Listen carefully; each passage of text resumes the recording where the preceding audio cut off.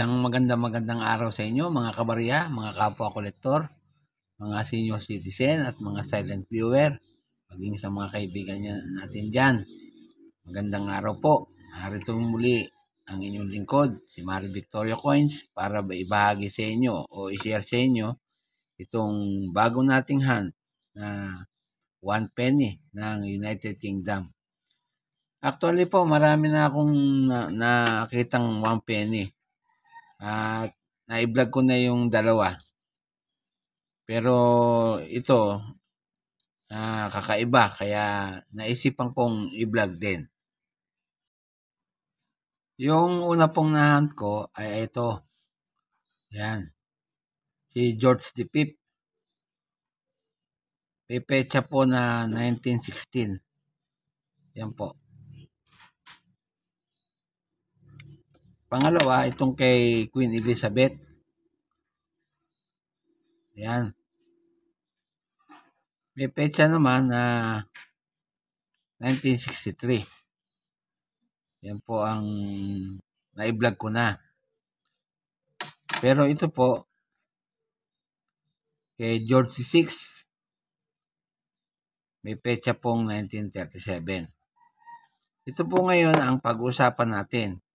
Sandali lamang po. Ito nga po ay 1 penny ng bansang Great Britain o United Kingdom. Yan po.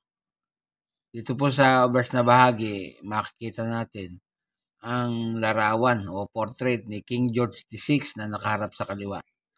Yan po. Tapos po, nakapaikot ang legend. Ang script po niyan, George Gibbs, the 4th o the 6th, DGBR o Emni, Rex, F, IND, IMP, HP. Ayan po. Ang ibig sabihin po niyan ay Georgius VI del Gracia Britannium Omnium Rex Fidel Defensor Indiac Imperator. Yan. Sa English, George VI, by the grace of God, King of all Britons, Defender of Faith, and Emperor of India. Yan po ang translation niyan. Ang engraver nga po niyan ay si Thomas Humphrey Paget. Nabubulol na tuloy ako. Yan. Thomas Humphrey Paget. Sa reverse na bahagi naman ay makikita natin ang nakaupong sundalo ng Britanya. Yan. May hawak na sibat o trident kasi may 3 ipin yung kanyang sibat. Tapos yung hand shield niya. Ayan. Mayroon pang flag ng Great Britain o United Kingdom. Tapos, yung sa bandang kaliwa niya ay makikita natin yung lighthouse. Yun. Saka yung denomination niya na nakasulat sa ibabaw. 1 penny. Ayan po yung lighthouse na sinasabi ko. Ayan.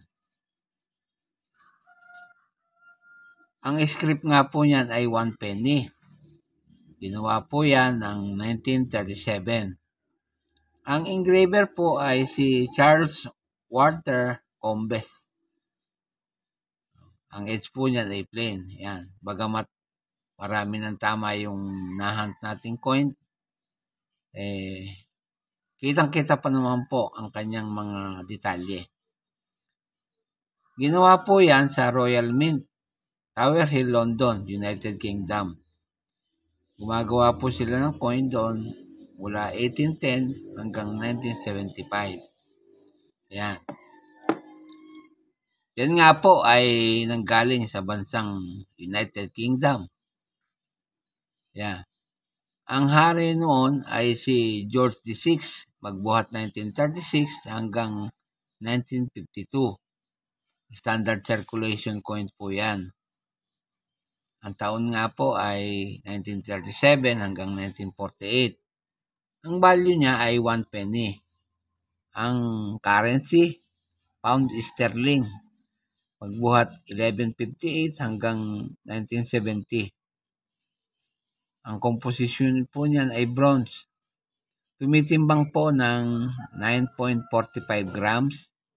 May diameter na 30.8 mm at kapal na 1.6 mm. Ang hubog po, makikita nyo naman, bilog. Mild ang technique na ginamit at medal alignment ang orientation. Na-demonetize na po yan noong August 31, 1971. Pero nag-iwan ng number na N number 669 at reference number na KM number 845, SP number 4114. Tignan naman po natin ang kanyang presyo dito sa numista. Dito po sa numista, kapag good ang inyong barya, 1937, 16 pesos. Saka yung very good. Tapos yung fine ay 27 pesos. Very fine, 45 pesos. Extra fine, 60 pesos. At ang almost uncirculated ay 110 pesos. Tapos yung uncirculated po niyan ay 270 pesos.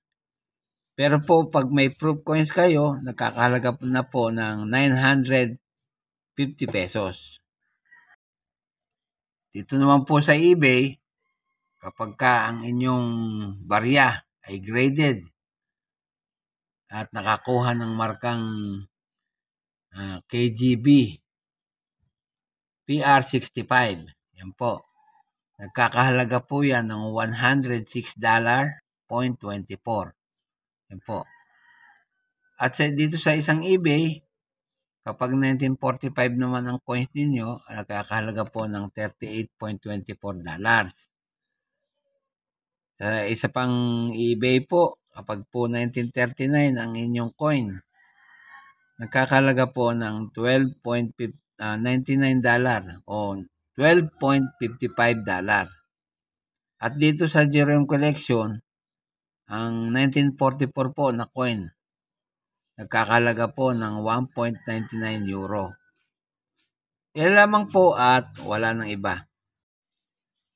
Gaya po ng dati, bago po ako matapos sa aking content ngayong araw, ay nais ko lamang pong i-shoutout ang lahat ng aking mga kaibigan, lahat ng aking mga kapwa kolektor, lahat ng aking mga kabarya, senior citizen at mga silent viewers, maging yung mga subscriber na unti-unting nadadag sa aking channel.